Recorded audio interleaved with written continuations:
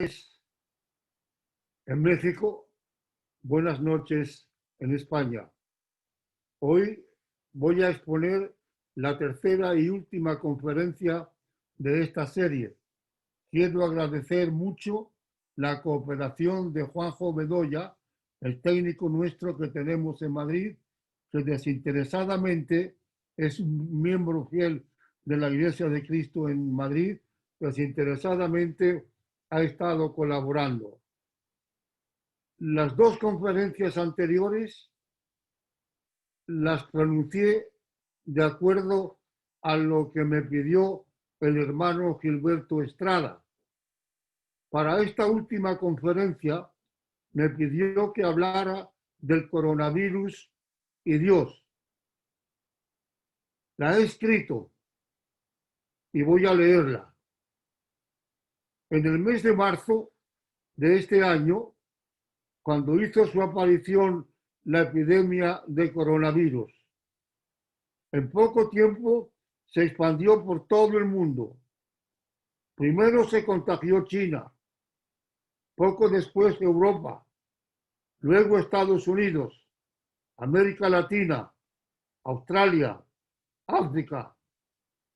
La pregunta es, ¿cómo está la situación en este otoño que estamos empezando 7 meses después de las primeras alarmas? Hermanos, no podemos tocar las palmas. Hasta el día de hoy, primeros de octubre, el virus no ha sido vencido todavía. Sigue activo. La comisaria de Salud de la Unión Europea, Stella Kyriakides, acaba de decir que, escuche, el virus es peor ahora que en marzo. Tremendo. Y en su informe, la misma comisaria europea de Salud añade, las muy esperadas y yo diría que necesarias medidas de alivio de las restricciones nos han llevado a una situación sobre la que continuamente habíamos advertido. Un incremento de la pandemia en algunos países. Qué triste y qué fuerte. Esto hace que el problema, añade, sea peor ahora que durante el pico de marzo. El doctor Amón, responsable del Centro de Control de Enfermedades en la Unión Europea, se ha unido a la comisaria de Salud del mismo organismo y ha dicho, ahora mueren menos personas que en los meses de marzo y abril, pero los ingresos masivos de personas en las unidades de cuidados intensivos de todos los hospitales han aumentado considerablemente. Dios tenga piedad de todos nosotros. La comunidad científica no se explica cómo un virus que ni siquiera puede verse a simple vista haya podido causar hasta ahora 1 millón de muertos y ha doblegado el orgullo, ha doblegado la soberbia, ha doblegado la arrogancia de la condición humana. ¿De dónde procede este virus? Si usted lo recuerda, en mi primera videoconferencia expuse las diferentes teorías existentes. Quien más insiste en la creación del virus en laboratorios es el presidente de Estados Unidos, Donald Trump, que por cierto, hoy dicen todos los medios de comunicación que Donald Trump, no Trump murió hace muchos años. Donald Trump, dicen hoy todos los medios, que también ha sido infectado del virus. Él y su esposa. El pasado 23 de septiembre, Trump pronunció un discurso en las Naciones Unidas. En el curso del mismo dijo, debemos pedir explicaciones a la nación que ha soltado esta peste al mundo, China, el gran país asiático respondió acusando del origen del virus a los laboratorios de Estados Unidos. De este tema ya me ocupé en la primera conferencia. Otros irresponsables han culpado a Dios y han dicho que el coronavirus es un castigo divino. ¿Saben ustedes quién fue el primero que dijo esto? Nada menos que el presidente Daniel Ortega, presidente de Nicaragua. Conozco a Ortega porque yo asistí a su toma de posesión la primera vez que fue elegido presidente. Según Ortega, el coronavirus es un castigo de Dios por la fabricación de armas nucleares. A propósito de los castigos divinos, le voy a contar a usted algo trágico, cómico, algo de tragedia griega. Un pastor evangélico dio pie en Estados Unidos a la burla en algunos medios de comunicación. Se llamaba, ya no se llama, se llamaba Gerald Green, pastor de la iglesia pentecostal New Deliverance en Chesterton, Virginia. Este hombre dijo a la congregación el domingo 12 de abril que la epidemia de coronavirus la había enviado Dios para castigar la maldad del mundo. ¿Saben ustedes lo que pasó? Que Dios le contestó. Y 2 semanas después, él mismo murió de coronavirus. Si Dios tuviera, hermanas y hermanos, que me estáis viendo, si Dios tuviera que castigar al mundo por sus pecados, haría siglos que la humanidad habría desaparecido de la faz de la tierra. Dios, métalo usted en su corazón y en su mente. Dios solo castiga a individuos que lo merecen. Dios no castiga a naciones en su conjunto. La última guerra mundial dejó 60 millones de muertos. 60 millones. Aunque en aquel conflicto participaron varias naciones, el que encendió el fuego fue Adolfo Hitler. Una pregunta: ¿castigó Dios a Alemania? Pues, hermanas y amigos, ocurrió lo contrario. El país que perdió la guerra pronto superó en economía, en industria y en justicia social a países que la habían ganado. Aquellos 60 millones de personas asesinadas durante la guerra mundial. Pregunto, ¿fue castigo de Dios? ¿O fue consecuencia de la ambición y de la locura humana?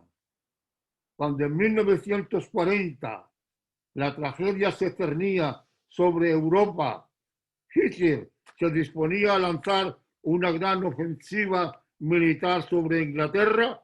El rey Jorge VI de Inglaterra escribió estas palabras que envió al pueblo entonces atribulado.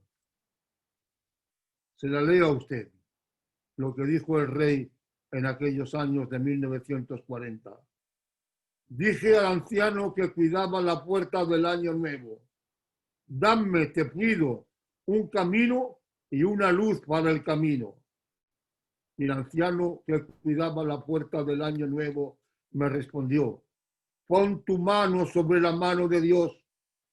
El Señor será para ti mejor que el camino y más que una luz para ese camino.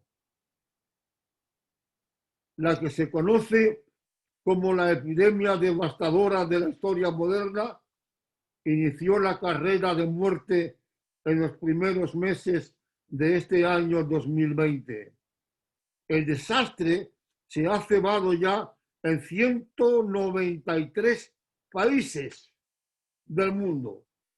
El dolor ha producido escenas desgarradoras, madres llorando a sus hijos llorando a sus padres, más cadáveres de los que las funerarias podían atender, ataúdes de cartón porque faltaba tiempo para construirlos de madera, familias llorando porque no se les permitía decir el último adiós a sus seres queridos, cementerios sin espacio para enterrar a tantos muertos, cadáveres que eran llevados solitarios al crematorio de otras ciudades porque los locales no daban abasto para incinerar tanta carne muerta. Le pregunto a usted,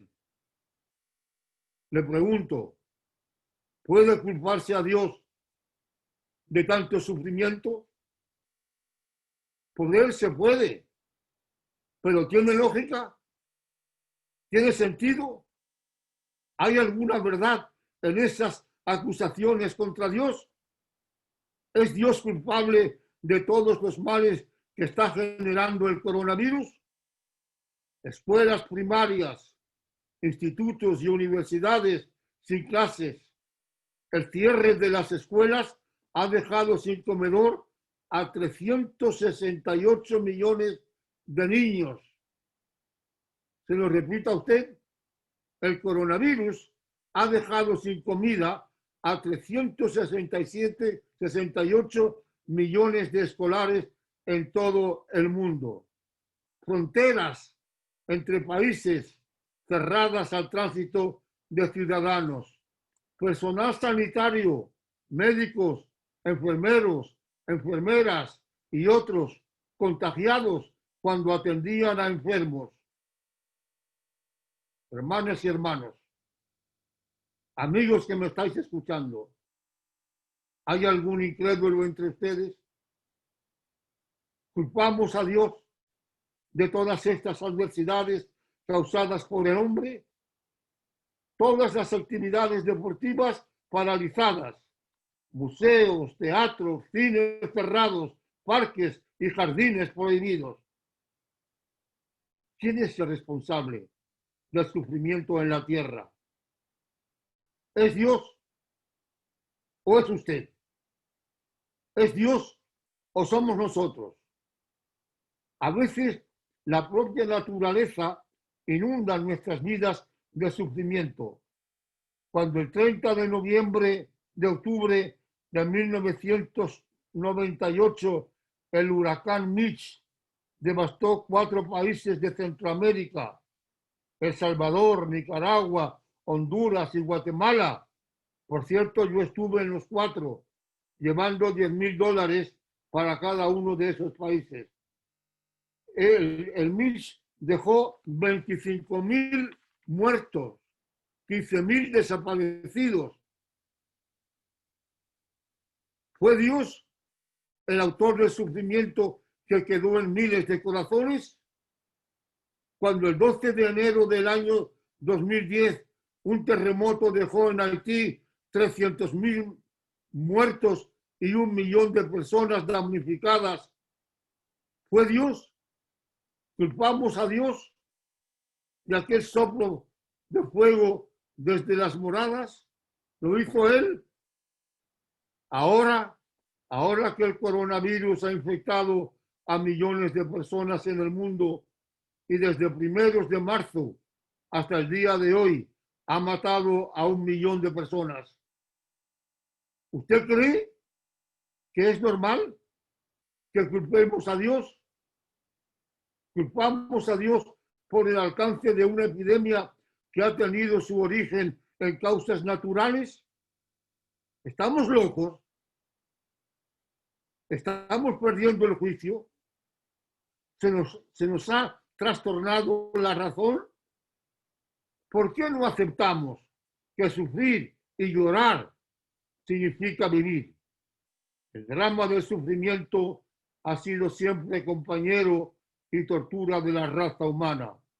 La historia del mundo, hermanas y hermanos, amigas y amigos, la historia del mundo, téngalo presente es la historia del sufrimiento. El ser humano ha sufrido desde los albores de la historia.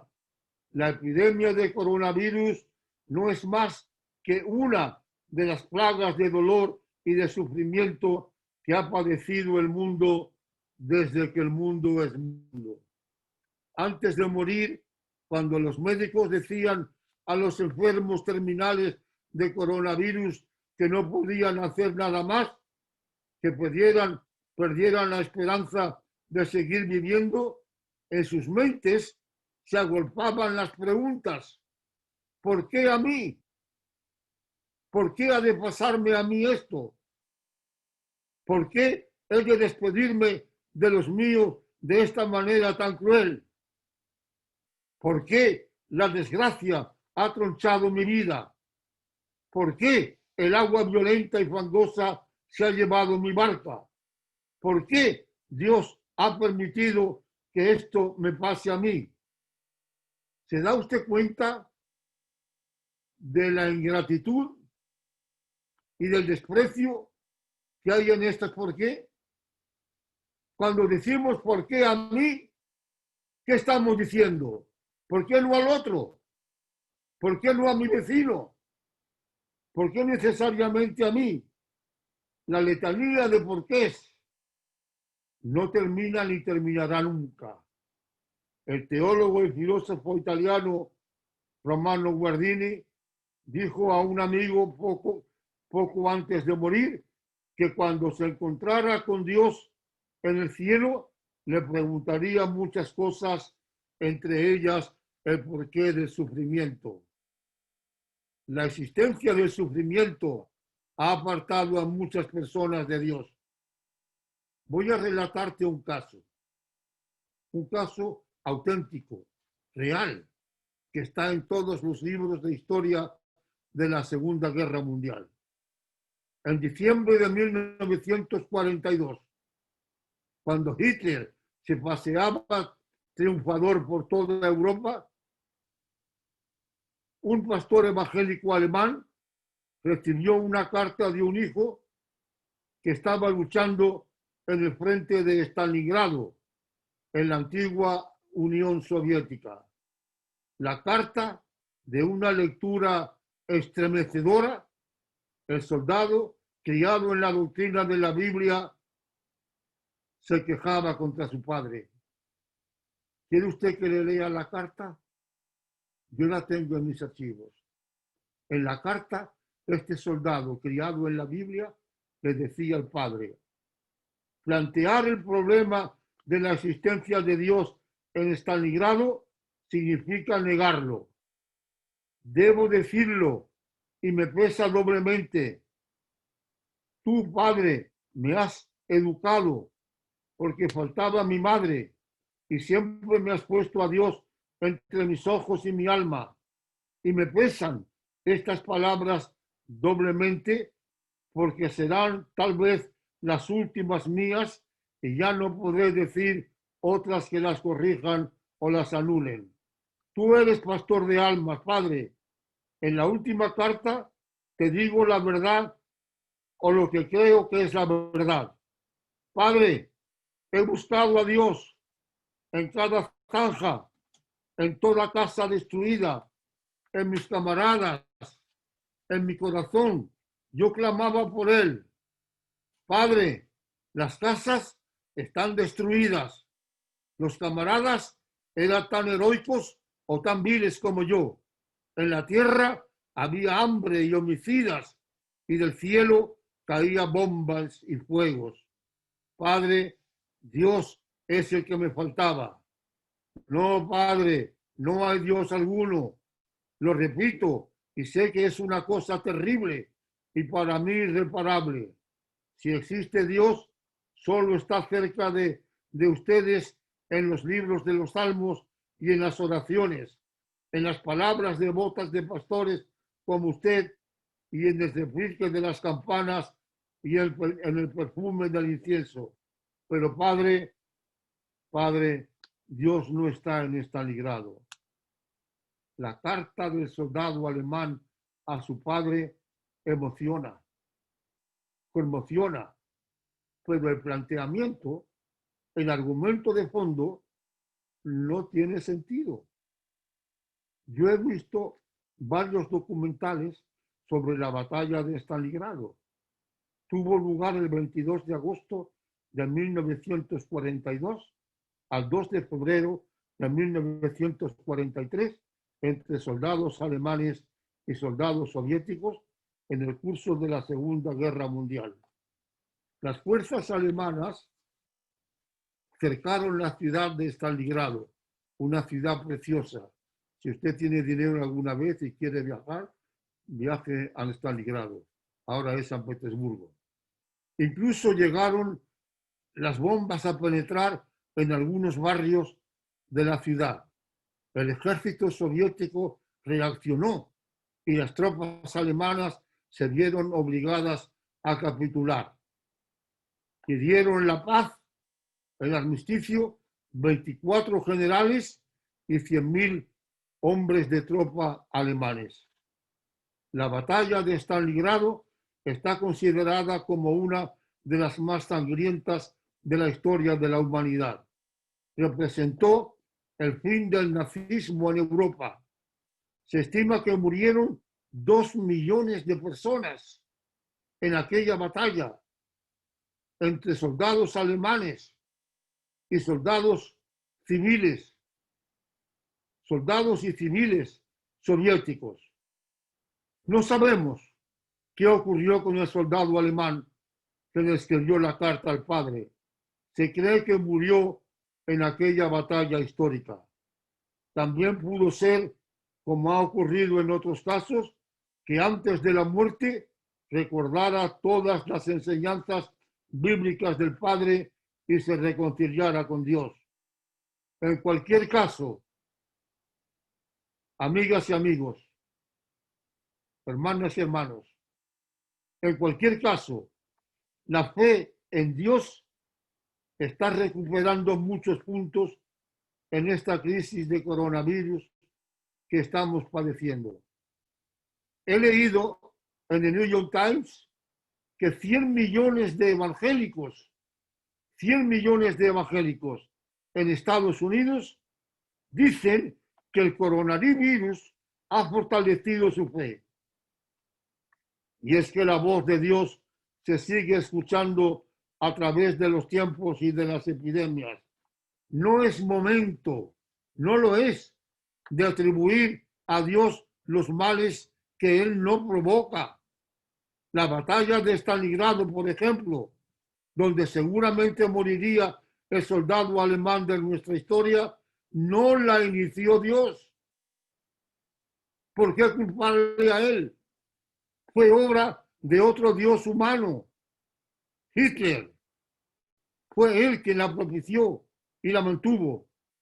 No atribuyamos a Dios de la Biblia las desgracias y los sufrimientos que se cometen en la tierra por hombres malvados que desde la cama sueñan con el poder y el dominio de sus semejantes. Me atrevo a decirles a ustedes que los temores que está provocando el virus en almas desprotegidas se debe en gran parte a que se ha perdido el temor a Dios. Se ha perdido el temor a Dios. Y esta pérdida de temor al único que puede dispararlo de nuestro corazón se ha hecho dueña del escenario, dando lugar a tantas escenas de pánico. Cuando arrinconamos a Dios. Señoras y señores, y especialmente me dirijo hacia aquellas personas que todavía no creen en Él. Cuando arrinconamos a Dios, todo se derrumba a nuestro alrededor. La palabra de Dios está constantemente resonando en el mundo y solo no la oye el que es voluntariamente sordo. Nosotros nacemos, crecemos, pecamos, envejecemos, pero Dios es eternamente joven.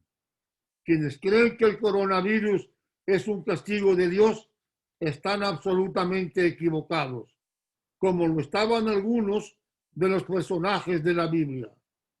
Cuando los amigos de Job, ahora voy a la Biblia, cuando los personajes de Job lo visitan para consolarlo, en lugar de consolarlo, lo culpan.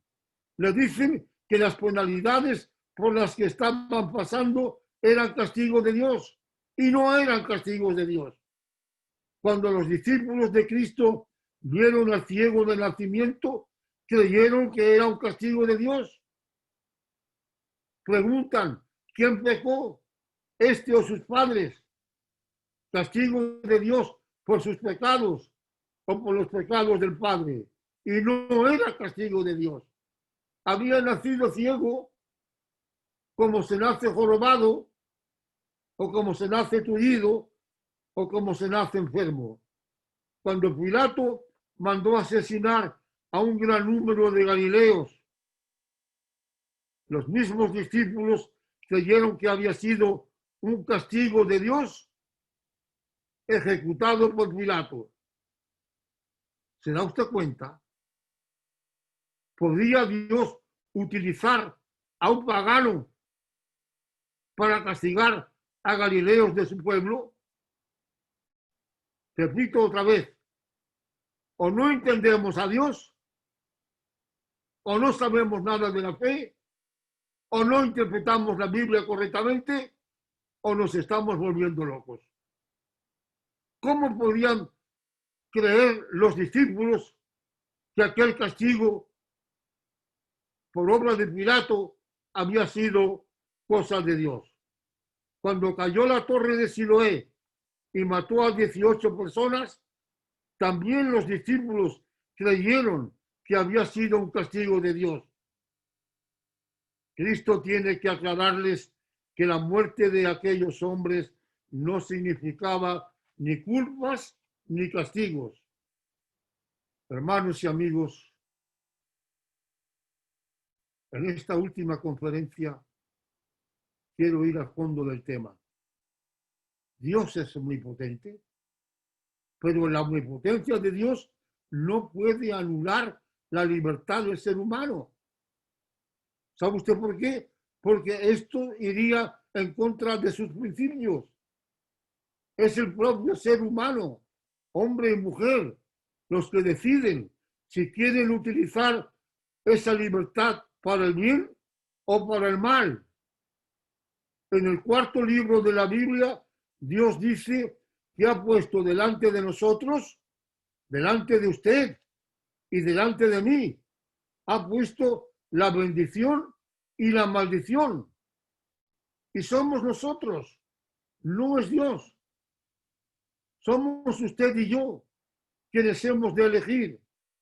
Podemos elegir la bendición y practicarla con los demás, o podemos elegir la maldición y fomentar el mal, promover las guerras, instigar las discordias de unos contra otros. Si Dios tuviera que intervenir en todos los casos en que se dispara la maldad humana, ¿no estaría invirtiendo el orden mismo de la creación? Y en caso de intervenir, ¿qué criterio seguiría Dios y qué justicia aplicaría? ¿No podría beneficiar a unos y perjudicar a otros? Tenemos en nuestras manos, usted lo tiene, en las suyas, tenemos en nuestras manos la capacidad de hacer el bien o hacer el mal sin pedirle permiso a Dios. Le digo a usted que la madera de un árbol puede ser utilizada para construir la cuna de un niño, pero también puede ser utilizada para romperle la cabeza a ese niño. Si sabemos hacer lo uno y lo otro, ¿por qué culpar a Dios cuando elegimos el mal? Sea cual sea la orientación que demos a nuestra libertad, Dios nos deja intervenir en virtud de que somos seres libres. Si lo hiciera él en el papel de un dictador, entonces ya no sería Dios, ni nosotros seríamos nosotros. Seríamos marionetas, moviendo desde las alturas los hilos de nuestras vidas. Esto sí que nos sublevaría. Cuando el salmista pide que no haya en nosotros dioses extraños, la cábala judía dice que los hay. No se trata de dioses en sentido propio. Son las fuerzas negativas que acarrean el sufrimiento en el mundo, como la epidemia del coronavirus que estamos padeciendo. El virus no proviene de Dios, viene de los monstruos del mal que luchan en nuestro interior, donde contamos con las fuerzas suficientes para orientar las energías. Podemos hacer el bien y podemos hacer el mal. Tanto Aristóteles como Descartes, dos grandes filósofos, pasando por Newton, sostenían que ciertos virus se daban espontáneamente en momentos determinados en el cuerpo humano. Si la teoría de estos tres genios del pensamiento fuera cierta, ¿por qué no admitirla? ¿Por qué culpar a Dios de los que han muerto a consecuencia del coronavirus? El cosmos, usted lo sabe, el cosmos está hecho de orden y de desorden. Esas montañas que son teatros de encantadora armonía, lo son también de avalanchas catastróficas. El coronavirus está dejando otras plagas, hambre, miseria, enfermedades. Los que están pasando hambre en países de África y de América Latina principalmente tendrían los alimentos que necesitan si quienes gobiernan lo hicieran de forma equitativa en el reparto de riqueza y de los recursos naturales. Dios quiere, entiéndame, Dios quiere que cada niño tenga un pan para comer. ¿Cómo lo sé? Pues lo sé por la Biblia, leyendo toda la Biblia. Dios quiere que cada niño en la tierra tenga un pan para comer. Si hay un niño que muere de hambre, es porque otro niño en algún lugar de la tierra se ha comido 2 panes y ha dejado a un niño sin pan. ¿Echamos la culpa a Dios? ¿No hay niños que comen 2 panes en países como Estados Unidos, como la vieja Europa? ¿Y no hay niños que mueren sin un pan en algunos países de América Latina y sobre todo en África? ¿Y qué puede hacer Dios? Dígame usted, ¿qué puede hacer? ¿Puede visitar a niños de países ricos en Europa y en Estados Unidos, arrebatarle uno de los 2 panes que poseen y llevarlos a niños de países pobres y de África y de Latinoamérica? ¿Es esto lo que queremos que haga Dios? Pues tengo una pregunta. ¿Por qué no lo hace usted? ¿Por qué no lo hago yo? ¿Por qué no lo hacemos nosotros, que conocemos el problema tan bien como lo conoce Dios?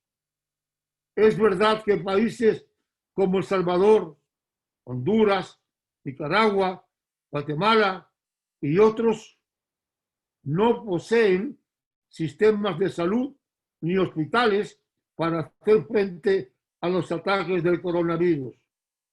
Pero también es verdad, y usted lo sabe, si pertenece a uno de estos países, también es verdad que la corrupción de los políticos y la mala administración desvían millones de dinero a proyectos propios, cuando no a sus cuentas bancarias. ¿Y qué hacemos en estos casos? ¿También culpamos a Dios? ¿Por qué no encarcelamos a los responsables que actúan irresponsablemente? Yo he predicado en casi todo México. No me haga usted hablar de algunos presidentes que no quiero nombrar, que se han llevado millones de dólares de este país inmenso, cuya riqueza no acaba nunca, a otros países fiscales. ¿Culpamos a Dios? En lugar de llevarse el dinero a paraísos fiscales, ¿por qué no lo invirtieron en una mejoría de la salud pública? ¿Por qué no lo invirtieron en proyectos para niños y para jóvenes? No lo hacemos porque las acusaciones que duran tiempo interminables acaban perdiéndose. No podemos culpar a Dios de todo esto. Dios es opuesto a todo aquello que sea el mal. ¿Estoy diciendo que culpar a Dios por esta plaga que atormenta nuestras vidas? Permítanme que se lo diga, es una pura insensatez. Desde que fuimos renacidos en Cristo, el sufrimiento fue enteramente abrazado por Dios. Lo fue, lo es, lo será. Cuando Dios entra en nuestra humanidad, también entra en nuestro sufrimiento.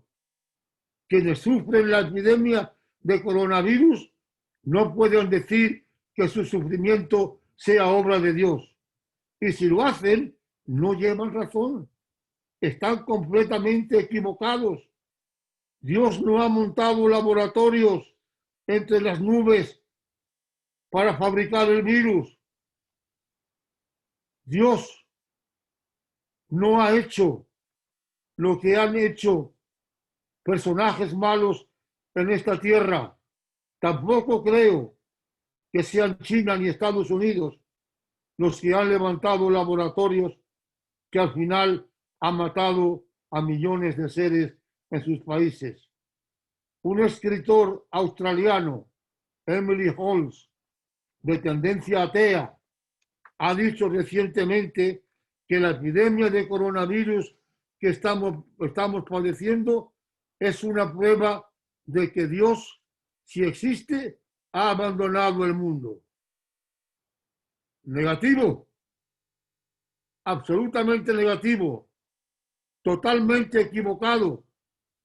Yo le contesto al señor Holmes para decirle, en primer lugar, que Dios existe. El filósofo y matemático francés René Descartes dejó escrita esta verdad. La existencia de Dios es más cierta que el más cierto de todos los teoremas geométricos. Otro filósofo, el alemán Immanuel Kant, añadió: es absolutamente necesario persuadirse de la existencia de Dios. No es, sin embargo, necesaria su demostración. Respecto al segundo planteamiento propuesto por Holmes, en el sentido de que Dios ha abandonado al mundo, solo le respondo con un conocido versículo de la Biblia.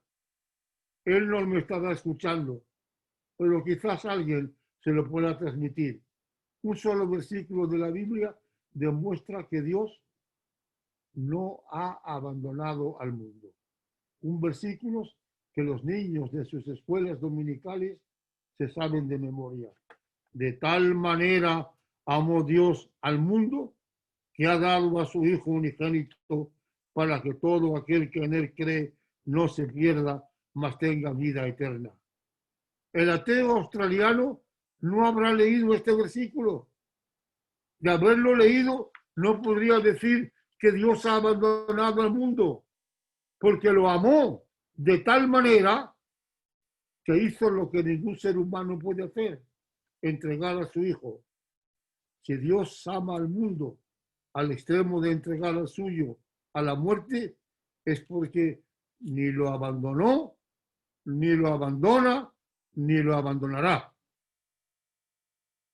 Voy a continuar esta videoconferencia acudiendo a la Biblia, concretamente al capítulo 19 en el primer libro de los Reyes. Este texto forma parte de una experiencia amarga que tuvo el profeta Elías en tiempos del rey Acab. Elías había desafiado a los profetas de Baal en la invocación del Dios verdadero. Los dioses de Baal no respondían a las invocaciones que se les hacían desde la tierra. Sin embargo, cuando Elías invoca a Jehová, Jehová responde a Elías. Y Elías hizo algo, ustedes me perdonen, por favor, me perdonen. Estaría en la mente de Dios. Pero Elías hizo algo que yo no apruebo. Mandó a degollar a 450 profetas de Baal. Si ya estaban ridiculizados, si ya estaban vencidos, ¿por qué degollarlos? ¿Sería voluntad de Dios? Yo no lo sé. Lo que sí sé es que Jezabel, la esposa del rey Acab, le dijo a Elías que iba a hacer con él lo que él había hecho con los 450 profetas de Baal. Y Elías parece mentira. Elías es el hombre más deprimido en todas las páginas de la Biblia. Elías sale corriendo y huye al desierto. Pero ¿cómo pudo ser esto? Había desafiado a 450 profetas y ahora huye de una sola mujer, de Jezabel. Se esconde en una cueva y allí experimenta lo que en griego se conoce como teofanía, la presencia de Dios. Dice la Biblia, he aquí que Jehová pasaba y un grande y poderoso viento que rompía los montes y quebraba las peñas, pero Jehová no estaba en el viento. Y tras el viento, un terremoto, pero Jehová no estaba en el terremoto. Y tras el terremoto, un fuego, pero Jehová no estaba en el fuego. No, hermanas y hermanos, amigas y amigos, Dios no estaba en la muerte, Dios está en la vida. Dios no está, absolutamente no. No está en esta pandemia de coronavirus que ha causado ya 1 millón de muertos en el mundo. Decía el escritor Steven Pinker que el más pernicioso de los psicópatas puede llegar a matar a 10 o 20 personas, pero para matar a 1 millón de personas no basta con la psicopatía. 1 millón de muertos. ¿Lo imagina usted? Se dice pronto. Hace solo unos meses nada más, desde marzo, esas personas estaban vivas. Tenían proyectos. En ese millón están incluidas personas de todas las edades, hombres y mujeres, de todas las condiciones. El coronavirus ha matado a mujeres, ha matado a niños, ha matado a hombres, ha matado a ancianos, ha matado a pobres, ha matado a ricos, ha matado a personas anónimas, ha matado a celebridades. En este mundo de 7.800 millones de personas, el coronavirus ha abierto la caja de Pandora y nos ha inundado de enfermedades y de muerte. Que si la pandemia terminara pronto, cosa que no se cree, los efectos demográficos serán ilimitados. Si la pandemia se rinde o desaparece, estaríamos contentos. Después de todo, 1 millón de muertos no es nada si lo comparamos con los 60 millones que dejó la última guerra mundial. Pero si el coronavirus vuelve con nuevas olas, puede tener un impacto grande e impedir el aumento de la esperanza de vida. Si la epidemia vuelve a atacar en la próxima temporada del frío, entre los meses de diciembre y abril, quizás estaremos en el final del túnel. Quizás tengamos ya vacunas suficientes para combatir el virus.